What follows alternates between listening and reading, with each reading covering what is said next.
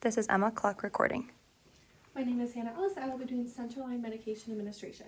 So I see my scenario here. I have an order to give hydromorphone to Bob Owens based off of his pain of 8 out of 10. I will be doing this through his PICC line that he uses for chemotherapy. He has an allergy to morphine and an order for morphine, so I want to make sure to talk to the doctor about that to get that taken off his MAR so we don't have any adverse reactions or allergic reactions. He does not have any IV fluids running at this time. So I have researched my hydromorphone. I'm going to be giving it over 2 to 5 minutes. It does not need to be diluted, and like I said, he has no IV fluids running at this time, so I did not need to check for IV compatibility. I have done my math, and I will be giving half of a mil because 1 milligram of hydromorphone is, so the 2 milligrams per 2 mils, and I have done my math here, and I'll be giving a half of a mil based off of my math. So before I enter the room, I'm going to get dose accurate. I have researched my med and adverse reactions, which I will discuss with my patient at the appropriate time. In clinical practice, I would most likely be wasting my medication over a med waste bin with another nurse and making sure that I'm dose accurate. So, like I said, half of a mil.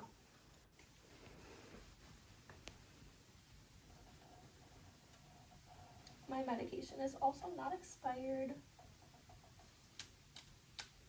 Make sure we don't have any air bubbles at all. Perfect. Alright, so I have half of a mil here.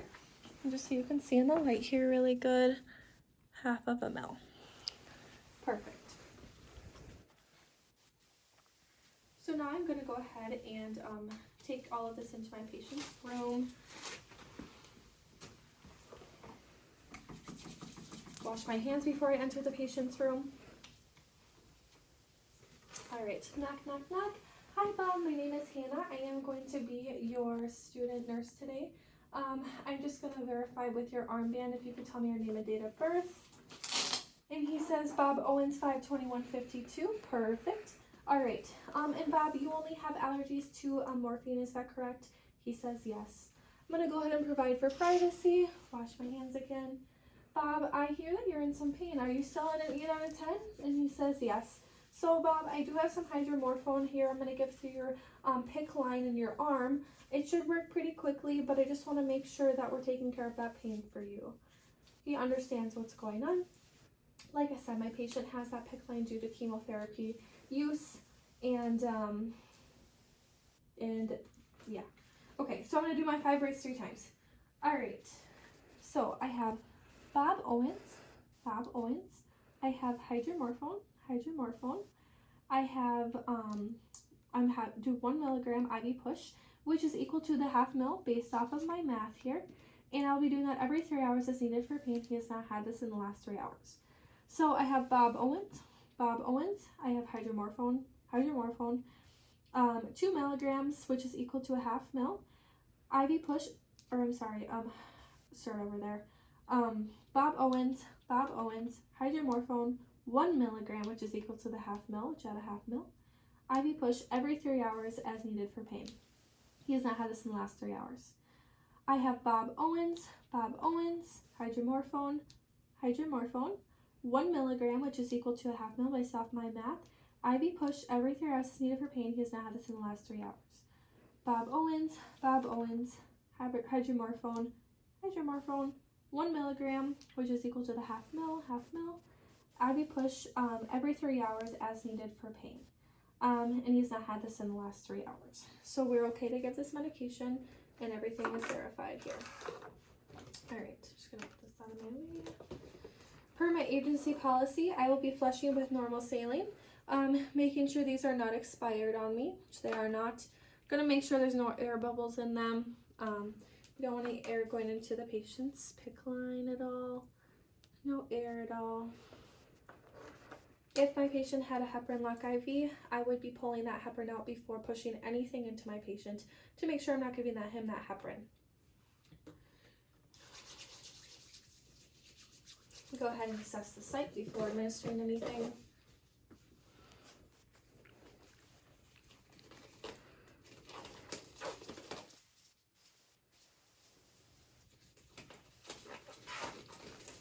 right, Bob, so I'm just gonna look here.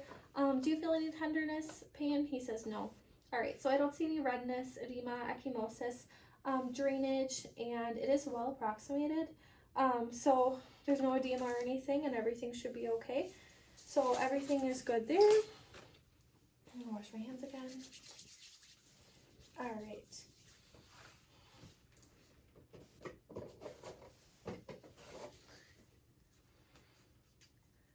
My patient does not have a clamp on his PICC line, but if he did, I would be clamping between administering and cleaning, and then making sure to clamp at the end as well. So I am going to go ahead and clean. My agency protocol is to clean with isopropyl alcohol in between medication administration and flushing for 15 to 30 seconds. Watching the clock here, making sure I'm doing that 15 to 30 seconds. Okay, let that dry. I have my saline flush. Once that's dry, I will attach, and I'm going to flush with the 10 mils per agency protocol, making sure my line is patent so that it's not hard for me to push and everything is going in smoothly. That way I know it's okay to give the medication as well. If I had a pediatric patient, I would want to make sure they had another nurse or their parents at the bedside to make sure that the patient is not feeling intimidated or scared at all, just because me standing over them for about 5 minutes or so can be intimidating.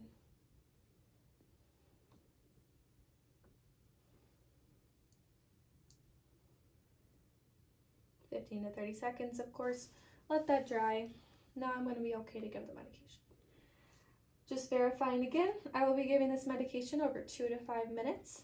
During that time, Bob, I'd want you to let me know if you feel any kind of respiratory depression, sedation. I'm going to be assessing you for bradycardia or hypotension or any nausea at all. Make sure you let me know, and I will stop the med immediately and tend to those symptoms per my agency protocol. So, of course, I would give this over 2 to 5 minutes in actual clinical setting. For video purposes, I'm going to go ahead and push.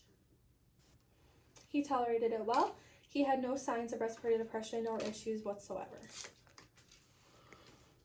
I'm going to go ahead and clean for another 15 to 30 seconds.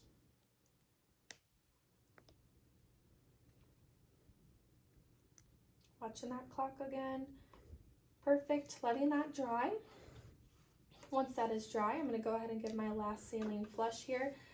It is important that for the first 5 mils, I'm giving it at the accurate rate that I would per the hydromorphone, because it is still in the line. So first 5 mils I would give at that 2 to 5 minute rate. Video purposes, I will go faster. And then the last 5 mils I'm going to pulsate, making sure to cause that turbidity in that line using the pulsation effect to make sure there's nothing left, about 1 mil per push. So everything's good there. I'm going to disconnect. Wash one more time. For my agency protocol, some facilities will have you use CHG or alcohol impregnated caps. My facility protocol, though, is to just clean with isopropyl alcohol, like I said, for that 15 to 30 seconds. Like I said, too, if my patient had a clamp on their peripheral line, I would be making sure to clamp that at the end of this procedure. All right, and my patient tolerated it well. He is doing good. I'm going to doff my gloves, make sure to dispose of all my supplies, wash my hands. My patient is safe and comfortable, and I would document that I give Bob Owens hydromorphone on September 8th at 5 o'clock and any assessment findings that I have.